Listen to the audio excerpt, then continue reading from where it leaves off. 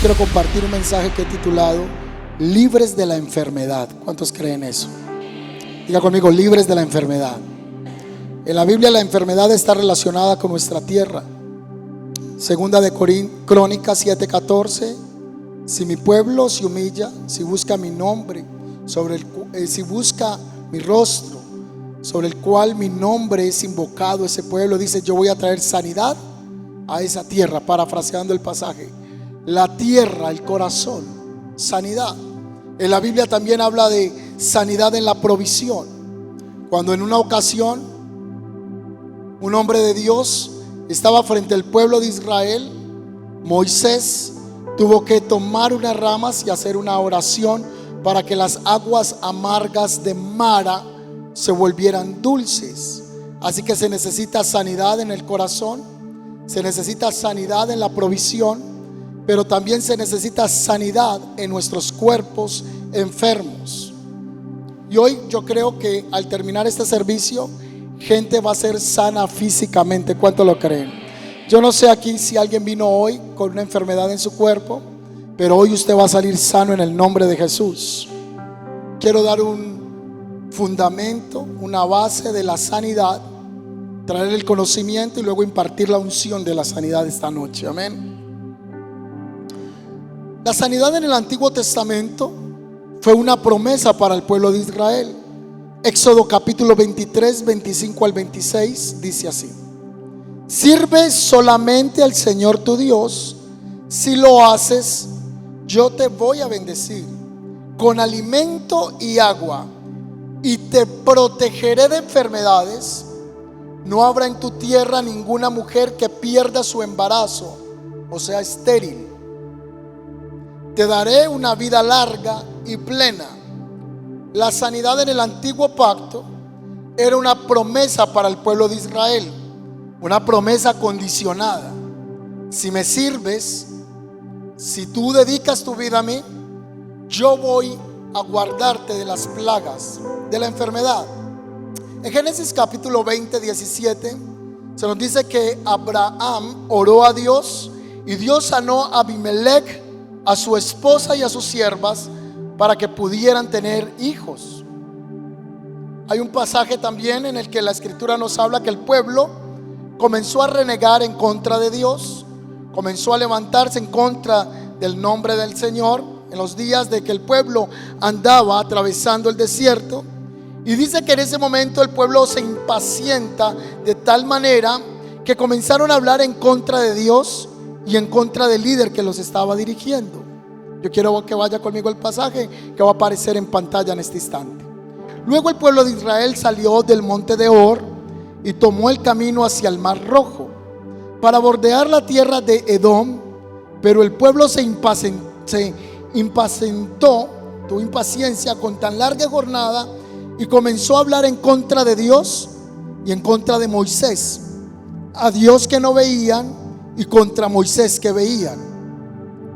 Porque nos sacaron de Egipto para morir aquí en el desierto.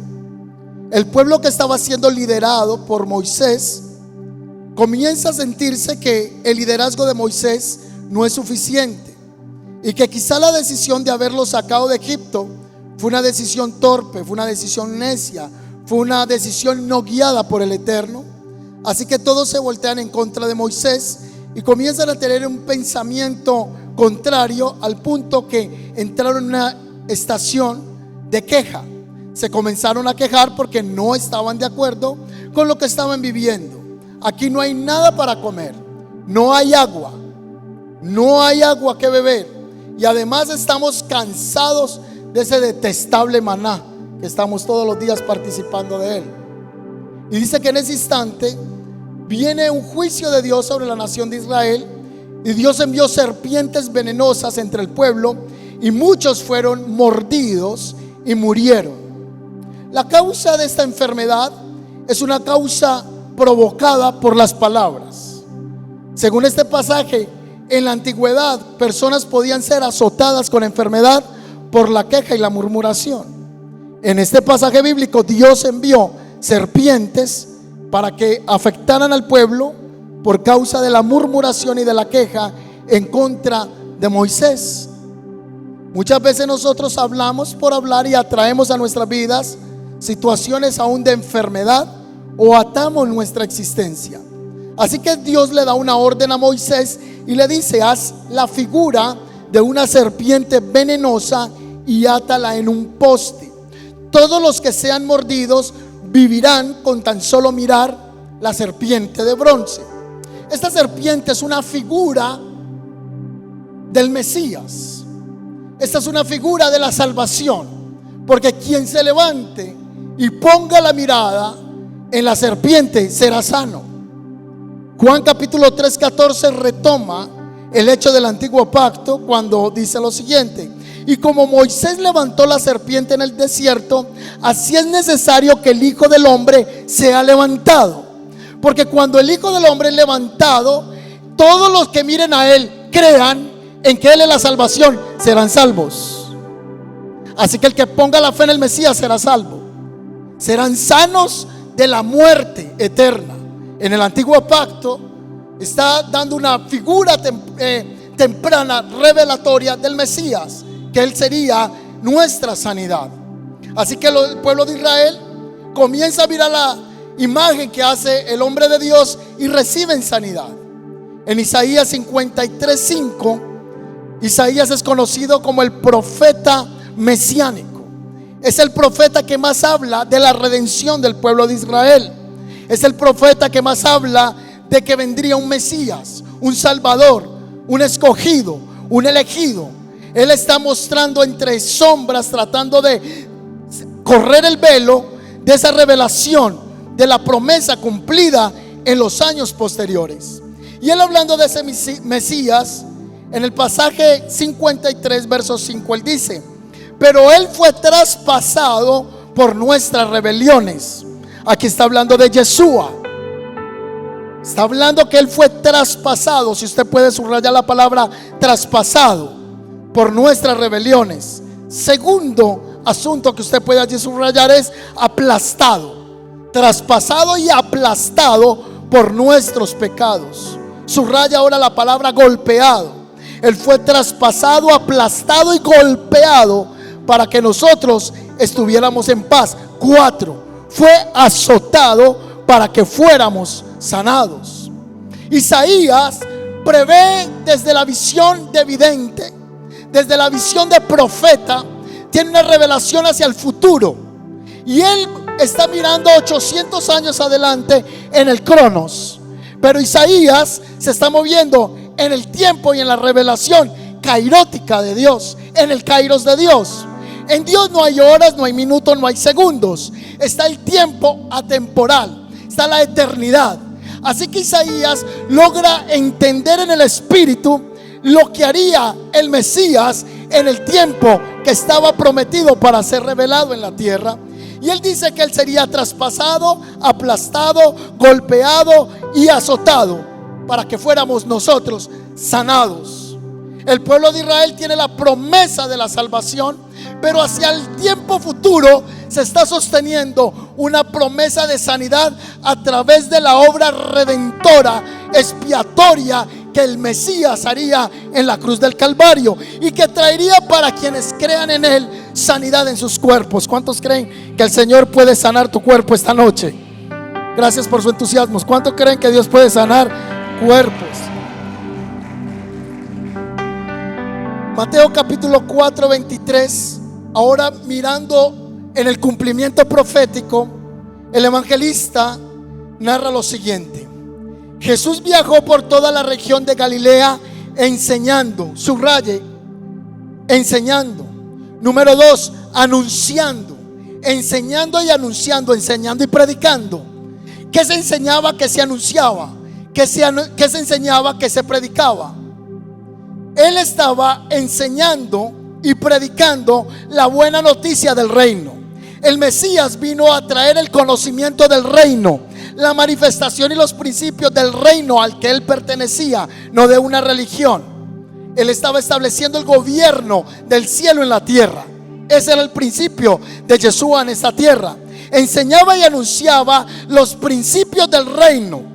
Por eso el evangelio no se trata de normas, se trata del reino, principios del reino.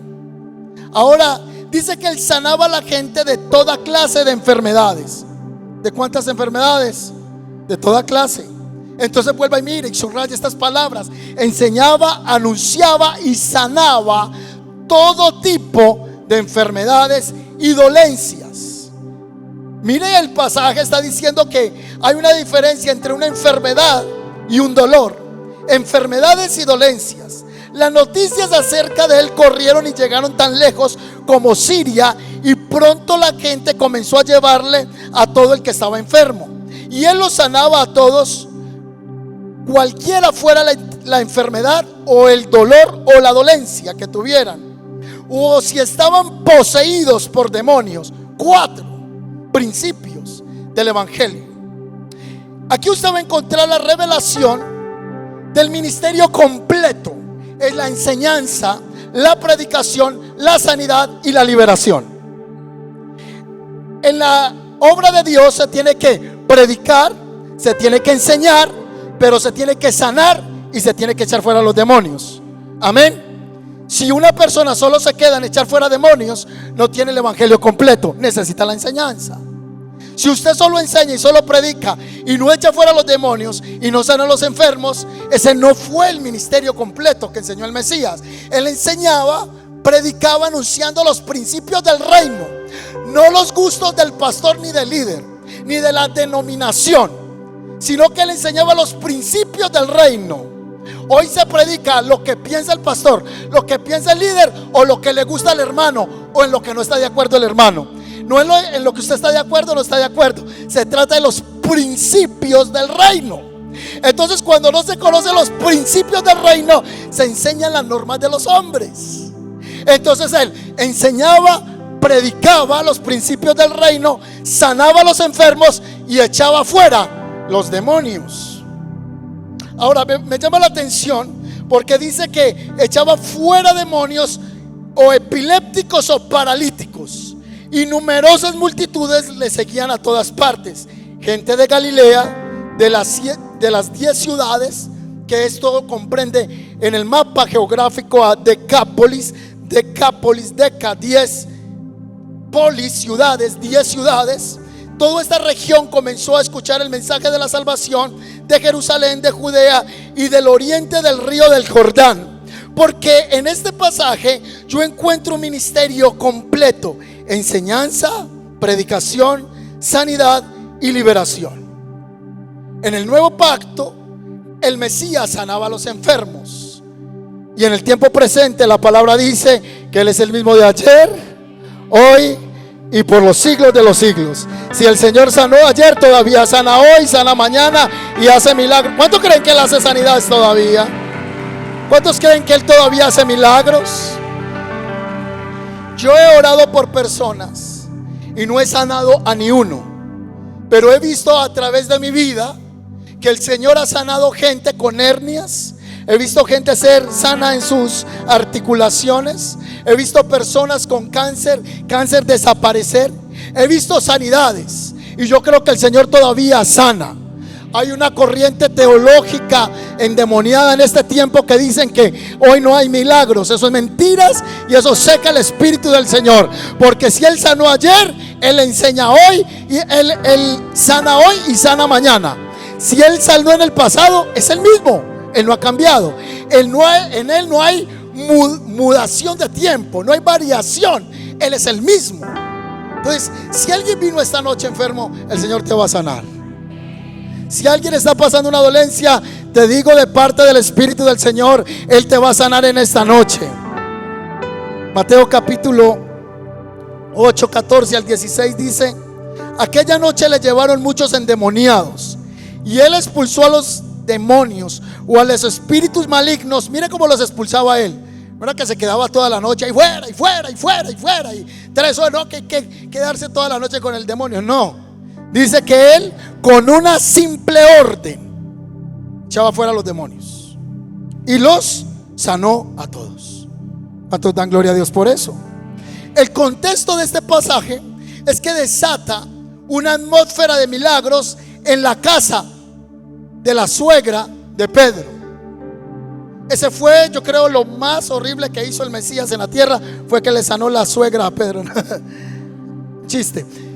Pedro tenía la suegra enferma, y dice la escritura que cuando Jesús llegó a la casa de Pedro, él no se puso a hacer una oración larga, él no se puso a orar 3 horas, a interceder 10 horas, porque él es la vida y él hace la impartición de la vida a todo lo que toca. Así que él simplemente, si usted mira bien el pasaje, él no oró, él le tocó la mano a la suegra de Pedro. Y cuando le tocó la mano, que estaba ardida de fiebre, dice que la fiebre al instante la soltó. Cuando usted tiene el poder de Dios, un abrazo es poderoso. Cuando usted tiene el poder de Dios, usted abraza a alguien y usted imparte lo que hay en usted. Porque el Señor dijo, recuerde cuando iban se me viene el texto bíblico en el momento, Hechos de los Apóstoles, está en la puerta de la Hermosa, hay un cojo y se encuentra a 2 hombres, a Pedro y a Juan, van a orar a la hora 9, tipo 2 de la tarde, y un cojo le dice, dame una monedita, y él le dice, no tengo plata ni oro, pero lo que tengo te doy. Lo que tengo, lo que hay en mí, lo que hay en mí es la vida. Entonces yo voy a manifestar la vida sobre ti. Levántate y anda. Una orden. ¿Cuántos dan gloria a Dios por eso? Entonces no es lo largo de la oración, es el poder de quien habita en mí. ¿Cuántos dicen amén a eso? A veces oraciones largas pueden ser más la muestra de la falta de fe que el creer que ya está hecho por el poder de la palabra. Así que él sanó la suegra de Pedro. Esa noche, a causa de esa sanidad, vinieron personas endemoniadas y fueron libres. Él sanó a todos los enfermos. Mateo capítulo 14, 34 al 36 dice así: después de cruzar el lago, arribaron a Generarte. Está bien, no sé, esta traducción debe ser Genezaret. Cuando la gente reconoció a Jesús, la noticia de su llegado corrió por toda la región. Tan pronto que la gente trajo los enfermos para que fueran ¿qué? Sanados. Y le suplicaban los enfermos al Mesías tan siquiera tocar el fleco de la túnica. Y todos los que tocaban al Señor eran sanos. Ni siquiera él tenía que imponer las manos y orar. Con solo tocarlo eran sanos. Si ve el poder de la unción, si ve la autoridad de la unción en el Mesías, con solo tocarlo eran sanados. Así que esa mujer que usted leyó alguna vez en los pasajes en el Evangelio de Lucas, que nos habla de una mujer que tocó el manto de Jesús para ser sanada, esta mujer no fue la única que lo tocó y fue sano. Fueron muchos. Solo que el escritor se enfoca en una mujer que tenía una hemorragia, una mujer que constantemente tenía un flujo de sangre. Muchos dicen que era un cáncer uterino. Ella se gastó todo lo que tenía de platica en visitando médicos. Quizá visitó algún adivino, quizá visitó algún yerbatero de la época, y nadie la pudo sanar. Pero ella dijo: si yo tan solo tocara el manto del maestro, yo seré sana de este azote. Y esta mujer se metió entre la multitud y extendió no su mano, extendió su fe. Y cuando ella tocó el manto del maestro, Yeshua dijo: ¿quién me tocó? Los discípulos se rieron y dijeron: pero ¿qué te está pasando? Estás como muy cansado. ¿Ves que hay una multitud? Somos miles de personas y te están apretujando. Todos te están tocando. Y él dijo: no. Alguien me tocó con fe, porque yo sentí que poder sanador salió de mi cuerpo para alguien. Muchos están en la multitud, pero pocos pueden tocar el maestro con fe. ¿Cuántos dicen amén? Muchos pueden estar en una congregación, pero pocos logran extender su mano y su fe para que el Señor pueda hacer un milagro. Si alguien en esta noche se identifica con esta mujer, no solo extiendas la mano, extiende la fe para que el poder sanador del cielo salga para tu vida y ocurra un milagro sobre ti. ¿Cuántos dicen amén? Yo ahorita le hablaba que sanidad física, sanidad del corazón y sanidad en nuestro quehacer, en nuestra tierra, en nuestra producción. Fe. Extiende tu mano. Fe. Muchos tocaban al maestro, pero él dijo: no. Alguien me tocó con fe. Y cuando alguien toca al maestro con fe, los que están al lado dicen: ¿y por qué te sanó a ti? ¿Por qué no me sanó a mí? Entonces el Señor dijo: lo que pasa es que ella no solo me tocó, ella cree que yo la podía sanar. Mujer, conforme has creído, recibe tu milagro en esta noche. Alguien, el Señor le está diciendo: conforme tu fe, recibe tu milagro. El Señor se encontró a un hombre 38 años que estaba postrado en un lago llamado Betesda. El pasaje bíblico no voy a entrar a explicarlo, pero eso de que un ángel bajaba y removía las aguas, había un tema de agorería en ese tiempo en medio del pueblo de Israel. El punto es que el Señor viene y a un hombre de 38 años que estaba enfermo le dijo: ¿quieres ser sano? Mire eso tan impresionante. Uno cree que por él ser Dios, que por Jesús ser el Hijo del Señor, del Dios Todopoderoso, iba a andar por todas partes imponiéndole la mano a los enfermos. No, él le dijo: ¿quieres ser sano? Porque el principio de recibir algo de parte del Señor es querer. Por eso en esta iglesia le decimos: si usted siente que esta iglesia no es para usted, busque otra iglesia, porque es necesario que usted quiera estar. Es necesario que usted quiera involucrarse de acuerdo a la visión que Dios puso en este lugar. Entonces es necesario que haya voluntad para recibir el milagro, porque donde no hay principio de conexión espiritual, no ocurre lo que Dios quiere que ocurra en la vida de la persona. Se interrumpe la unción, se interrumpe la intención, se interrumpe el mover del Espíritu. Muchos caminaban con Jesús, pocos estaban conectados con Él. Muchos están en el pueblo y pocos están conectados con el mover del Espíritu del Señor. Muchas son las multitudes, pocos son los discípulos. Así que Él dijo: los que se conectan conmigo reciben sanidad. ¿Quieres ser sano? ¿Quieres entrar en este mover? Y él le dijo: pues claro, llevo 38 años en este lugar. Toma tu lecho y anda. ¿Qué? Toma tu lecho y anda. ¿Cómo? Toma tu lecho y anda. Él no se puso a hacer oraciones largas. Conforme has creído, recíbelo. El Señor tiene más deseo de sanarte y traer respuesta a tu vida de lo que tú estás esperando.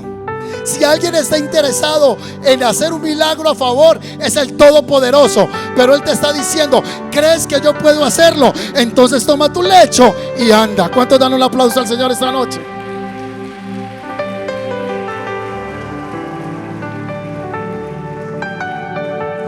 Así que vemos un Jesús sanador,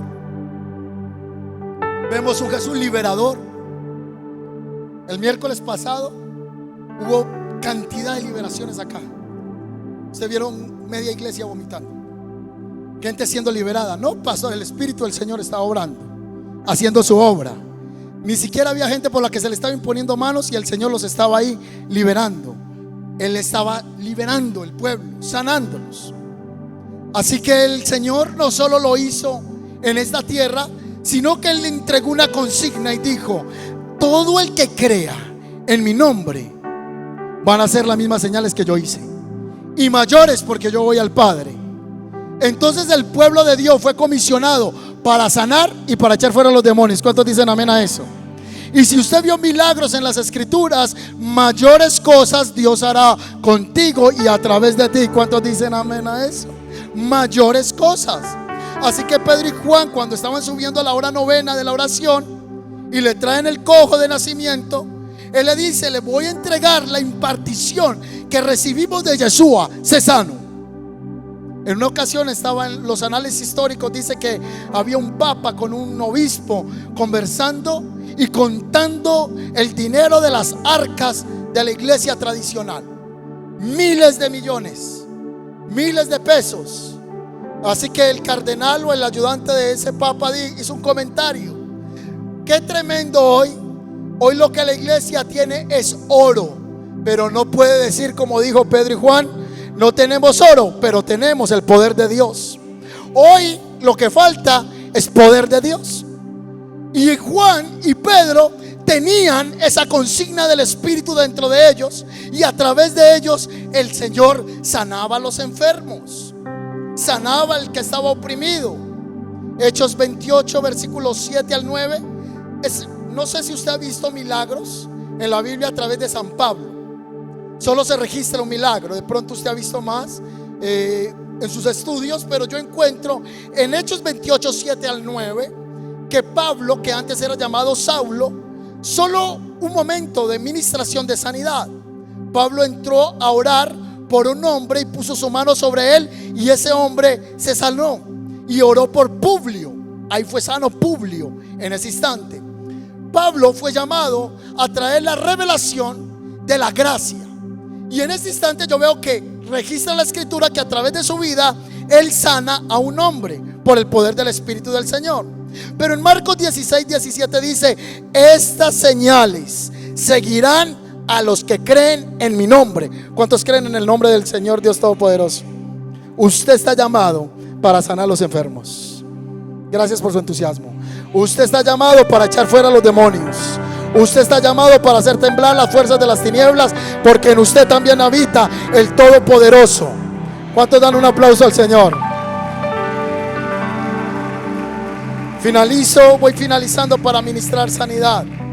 ¿Qué obstaculiza que haya sanidad en la vida de una persona? La falta de perdón. Si usted tiene un odio contra alguien y hay una enfermedad, quizá una artritis, se ha desarrollado por falta de perdón. Primera de Corintios 11:29 dice, en el contexto se está hablando de la Santa Cena, y dice que se debe tomar la Santa Cena dignamente. Pero el pasaje bien claramente lo expone, solo que tradicionalmente se explicó muy mal. Indignamente era que usted tenía que ser perfecto todo el mes, no podía haber caído en un pecado. La dignidad la encuentro en Cristo. Pero Pablo dice: el que come sin discernir el cuerpo y la sangre de Cristo. ¿Quién es el cuerpo de Cristo? La iglesia. Entonces, si usted odia a un hermano y participa de la cena, usted no ha discernido el cuerpo de Cristo, porque todos somos miembros de un solo cuerpo. Entonces toca estar en paz, según este pasaje bíblico, para participar de la cena del Señor. Perdonar a la persona en el corazón. Esto hace que no haya sanidad. Por eso dice que muchos en la iglesia primitiva estaban enfermos, porque se tomaban la Santa Cena odiando a su hermano. La falta de fe. Aquí hay un misterio muy grande. Mateo capítulo 13, 58. Entonces Jesús dijo: un profeta recibe honra en todas partes, menos en su propia casa. Se lo repito. Entonces Jesús dijo: un profeta recibe honra en todas partes, menos en su propio pueblo y entre su propia familia. Por lo tanto, hizo unos pocos milagros allí debido a la incredulidad de ellos. Porque la gente decía: pero si yo lo conozco, este es hijo de María, este es hijo de José, ahora se las está tirando de Mesías y de que sana. ¿Y este quién se cree? Porque usted es profeta fuera de su casa. A veces en su casa no creen que usted es profeta de Dios. ¿Cuánto les ha pasado eso? Usted es profeta en otro lugar.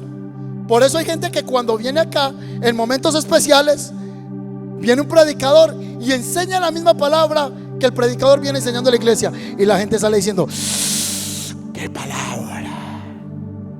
Y uno le dice: te estoy predicando eso mismo hace 9 años. Porque nadie es profeta en su propia casa. La falta de fe. Cuando por usted va a orar una persona y usted dice: no, pero es que ese pastor no, es que esa hermanita no, tiene que ser fulanito. De la falta de fe en la persona que va a orar por mí, también detiene la sanidad. La humildad atrae la sanidad también. Entonces, número 1, la falta de perdón afecta. yo recibir sanidad. Número 2, la falta de fe afecta el recibir sanidad. Y número 3, la falta de humildad. ¿Qué tipo de humildad? Hay que entender el pasaje. Hay un centurión que viene a Jesús y le dice: tengo mi siervo enfermo. Entonces el Señor le dice: voy a ir donde ti, voy a ir a orar por él. Y le dice: yo no soy digno que tú entres en mi casa. Di la palabra, porque yo soy un centurión. Viene la palabra centuria. Yo manejo 100 hombres a mi cargo. Y yo le digo a este: ve y va. Le digo a este: venga, y viene. Porque yo sé lo que es ser una persona de autoridad. Y yo creo que tú eres la autoridad plena. Di la palabra y mi siervo sanará. Solo se necesita tu palabra. Yo tengo la humildad para reconocer que tú eres el Hijo de Dios. Humildad atrae. Y por último, hay gente que ha tenido fe. Hay personas que no tienen odio contra nadie. Hay personas que tienen una humildad. Pero hay personas que no han sido sanas. Y esto es un misterio. Por ejemplo, Eliseo murió de una enfermedad. Pablo, por allá en un pasaje dice, no recuerdo el nombre del hermano, que dejó a un hermano enfermo. Pablo dice eso: lo dejé en la casa enfermo. Hay un misterio. Hay gente que se ha muerto siendo hombres de Dios y mujeres de Dios. Esto es la soberanía de Dios. Hay cosas que no podremos entender en esta tierra. A veces los pastores, los maestros y los cristianos le queremos dar respuesta a todo, porque no queremos decir no sé, no la inventamos. A todo le queremos dar una respuesta. Pero hay cosas que no tienen explicación. No las vamos a entender sino cuando estemos en la presencia del Señor. Entonces hay gente que no ha recibido su sanidad, ha pasado por enfermedad, y quizá Dios ha usado esa enfermedad para enseñarle algo a usted. Dios ha utilizado esa enfermedad para que usted sea compasivo con el enfermo. Dios le ha puesto una enfermedad, o ha permitido, perdón, lo opuesto, ha permitido una enfermedad porque trató algo en tu carácter, en tu dependencia con Dios. Y después de que Dios te sanó, tú puedes decir: Él es Rafa. Él es mi sanador. Él me sanó. Él hizo en mí una obra. Otros no han sido sanos. Es un tema de la soberanía de Dios. ¿Alguno está enfermo? Llame a los ancianos. El anciano no es la persona canosa en la iglesia. Anciano puede ser un joven que no tiene canas, pero es anciano en la fe. ¿Está alguno enfermo? Llame a los ancianos, gente de autoridad de la iglesia, intercesores, gente que está metido con el Señor, personas de liderazgo, personas que están ahí metidos en el fuego. Llame a los ancianos de la iglesia para que vengan y oren y lo unjan con aceite en el nombre del Señor. ¿Me trae el aceite, hermano, si es tan amable? El aceite no sana a nadie. Si usted es de los que utiliza el aceite para todo, pues le quiero decir que no está mal, pero que no crea que el aceite sana. El aceite es un símbolo del Espíritu de Dios. Pero se dice que se debe tomar aceite, se bendiga el aceite y se imponga sobre los enfermos. Levante sus manos ahí donde están. Levante sus manitos. Yo pido que el Espíritu del Señor se manifieste en esta noche.